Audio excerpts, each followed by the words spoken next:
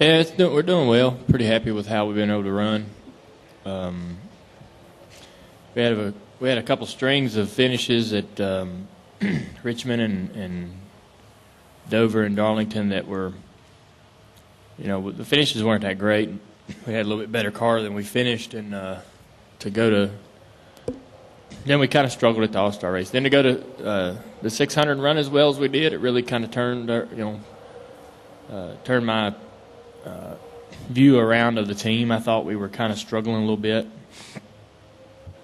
and are starting to hit a little bit of a rough patch, and we really run good at Charlotte, and that's that was a good feeling, and hopefully we can.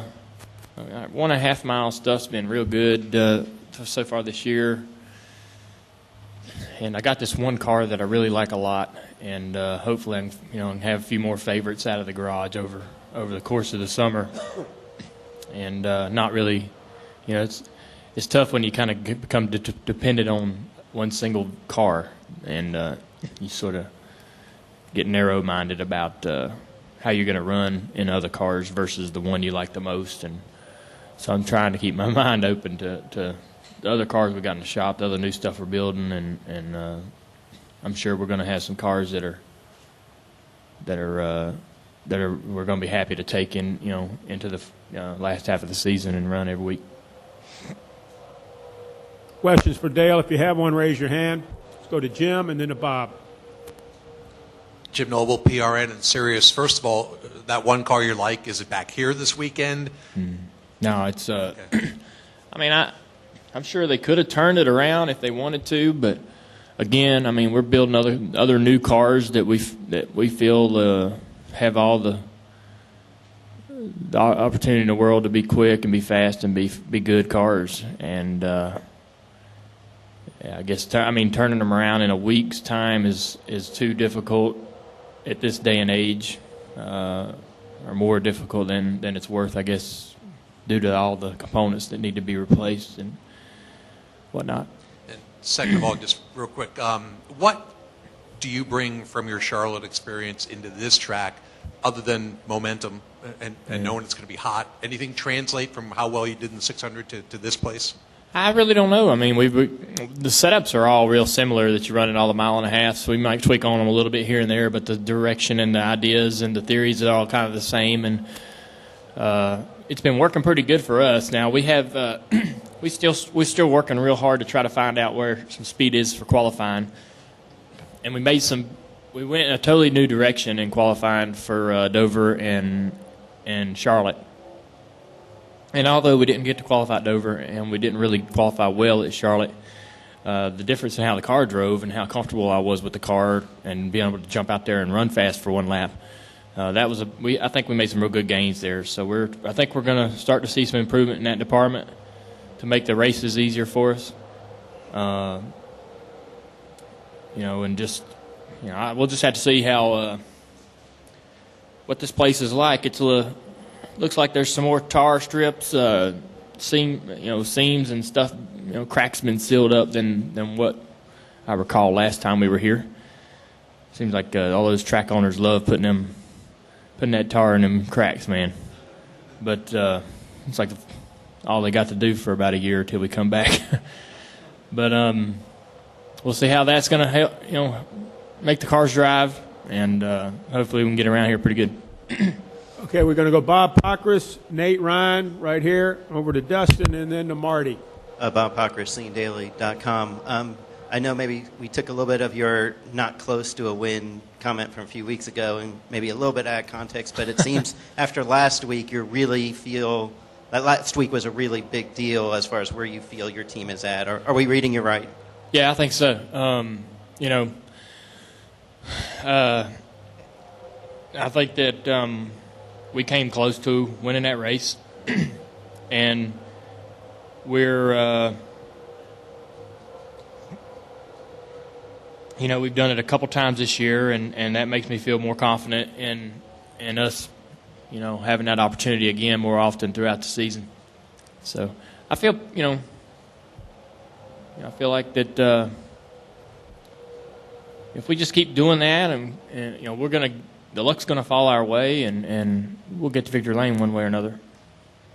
Let's go to Nate, Dustin, and Marty. Go ahead, Nate. Nate Ryan, USA Day. Dale, I don't know if you saw, but like within minutes of the race ending, YouTube was filled with videos of some fans who were just, they were in tears basically because you had lost. I was just curious, like, did you see any of that? Did anybody tell you anybody about that? And you know, what's your reaction to that, to know that like you coming that close can really ruin somebody's Sunday night? Yeah, I didn't know nothing about it. First I heard about it was right here. But, I mean, that's the way, you know, I take a Redskins loss. I take a Redskins season the same way. I'm as bitter as I was at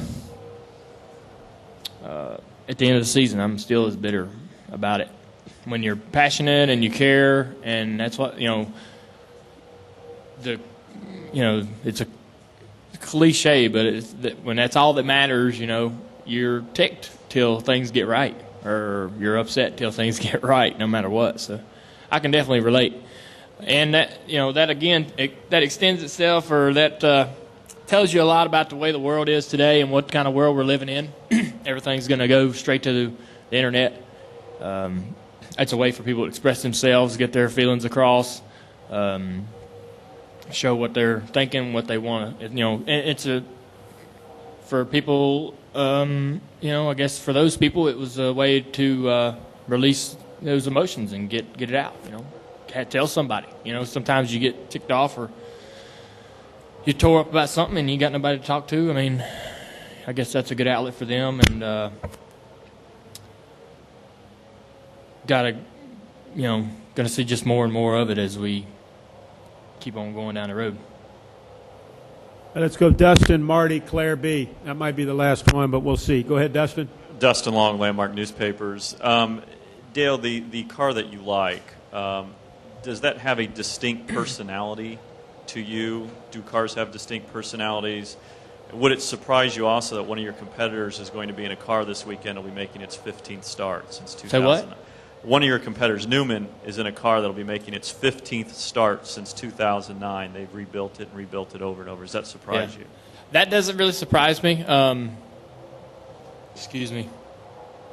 You know, the car that I like, I only like it because we run well in it. I remember our first race we run with it was Vegas, and we weren't good in practice. So I mean, the car, it isn't the kind of car where no matter what you do, it runs good. I mean, we can screw it up, but you know, we've been able to adjust it, and it likes adjustments, and it seems to respond to adjustments, and you know, but you know, if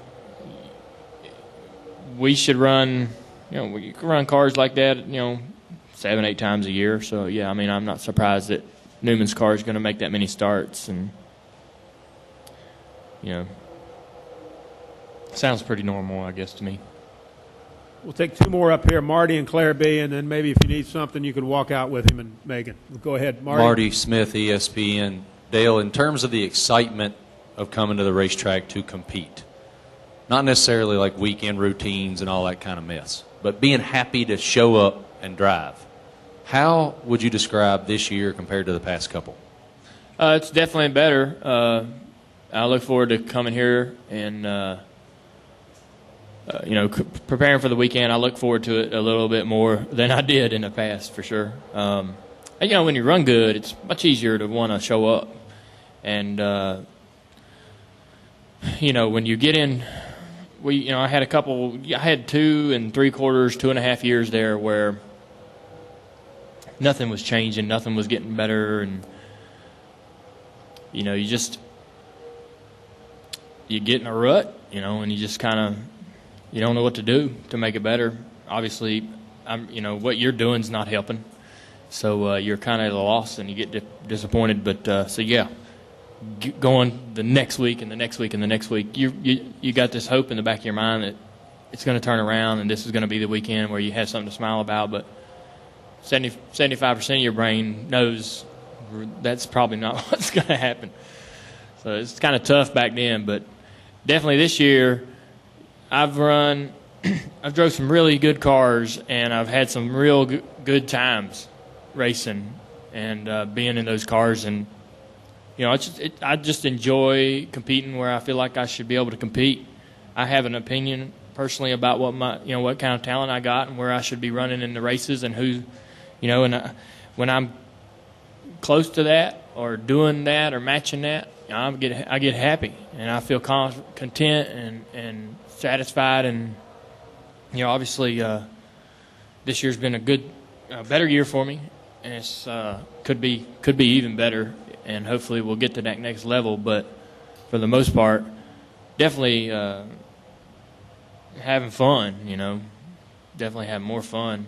And when the race weekend sneaks up on you week after week after week, you're not so upset about it.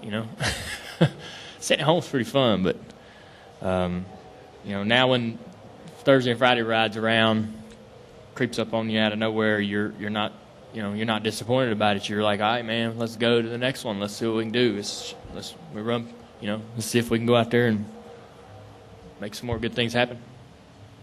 Final question, Claire.